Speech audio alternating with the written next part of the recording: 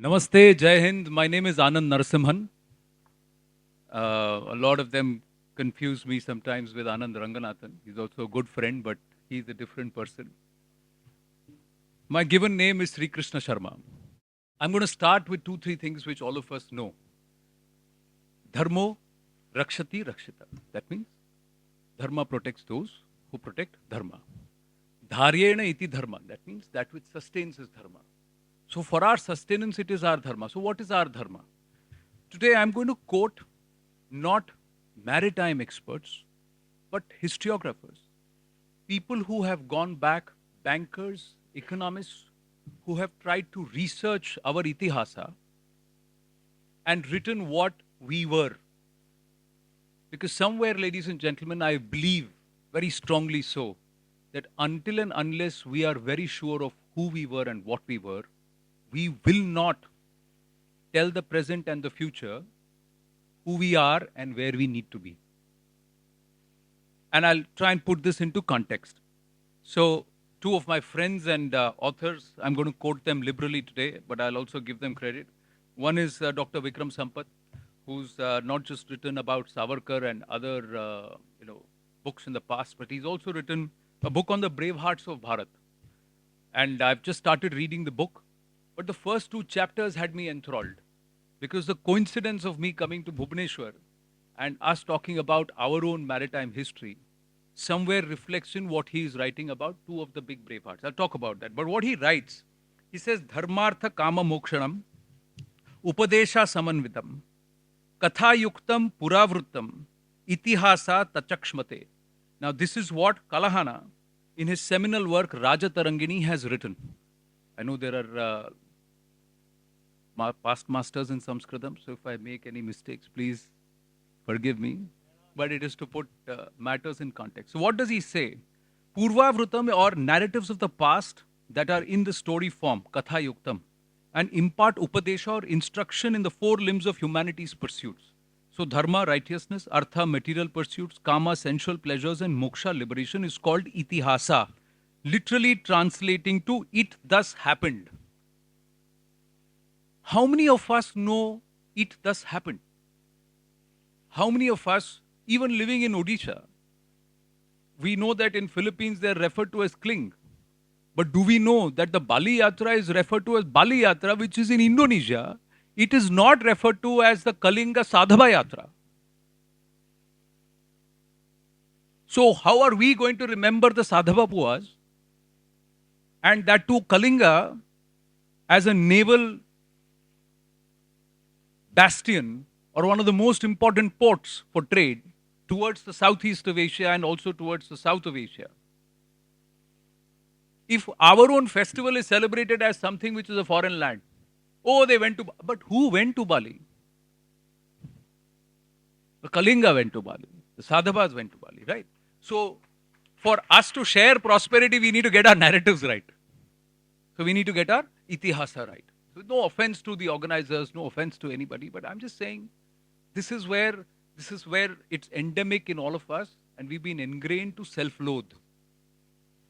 So, Sir was also talking about respect, belief, but more importantly, the self-loathing has to go away.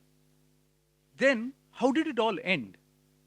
Now, time and again, historiographers, historians, and even maritime experts would realize that for nearly 2 millennia, so 0 CE to 1700, India and China were competing with each other in terms of the world's largest GDP output. And India, for more than 2 millennia, got it right. It was competing with the China. What happened after the 1700s? What happened? The invasions happened, yes. We've killed our own narratives.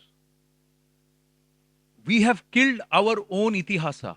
We have killed our own abilities. So today, how many of us, I'm here to talk about the role of media and sharing prosperity and spreading this message, but in our own homes, if we don't gift boats to our children and tell them this is what you need to do, you need to romanticize sailing in the seas, you need to become a merchant of the navy or merchant of the seas. If we don't do that, if we don't know that Kalidasa dedicated 5-6 verses in the 6th chapter to Himangada, the Lord of the Seas, And he referred to the Bay of Bengal as the Mahodadi. So then how are we going to go back, come forward and say, oh, let's talk about our maritime abilities? How are we going to do it? Now, page number 86. Now, this is Sriram Balasubramanian, US-based, bright mind. Not just an engineer, he's a banker and he's also a student of Sanskritam, and he spent 7-8 years researching our Itihasa. Now, this is what he writes about maritime routes. And sir, I'll wind up after this. There have been many anecdotes of Indian maritime history in recent times. The main maritime trade routes in ancient India were the ones along the Erythraean Sea, connecting the western coast of India to the rest of the world, and the Indian Ocean connecting southern and eastern parts of India to the rest of Southeast and East Asia, respectively. These maritime routes provided the last mile delivery to import and export the goods between major cities of this country. He actually says that we had a three-way infrastructure, and the concept was that you would have inland regions, interconnection between inland regions, corporate guilds, and maritime infrastructure. This concept existed even at the time of Mauryas. So even around 300-400 BCE, he refers to multiple instances and he quotes it. And then he says, this is how Kautilya broke up who's going to do what. I'm just going to read this part. Kautilyan references to the Department of Waterways and Ships are very significant as well. There was a superintendent for ships, Navadhyaksha. Passports and accounts related to trade, Shamashastri. This is what Mr. Shamashastri has written in his book, 1915 and page 131. Some of these roles included details on the monitoring of customs duties on the ports, fishing licenses, Nokha Hatakam, and sailing fees for passengers who came in these ships, Yatra Vetanam, and taxes for individuals living in the coastal areas, Kliptam, among others. So we had a very, very organized system. We were some of the best boat manufacturers in Kalinga. This very place was a shipyard, ship deck, shipbuilding area in past. How many of us know? How many of our friends know? How many of in Odisha know? So we can play a role, but then there has to be a conscious effort to build an awareness and pride and belief. So at our end, we'll do our bit, but where are the conversations roaming around? He's put out a lovely map, and I'm just going to end with this map. In this map, when you see, ladies and gentlemen, this is the routes, the trade routes and sea routes. When you look at the map of India, what do you see? More land or more water? We are obsessed with the land. It's time we start obsessing with the water again. Because we are Sindhu. We are Sindhu, a land surrounded by water on all sides. Indus and Saraswati, Brahmaputra or the Luit, and the Sagara on the other remaining sides. And we are not obsessing with water. I rest my case.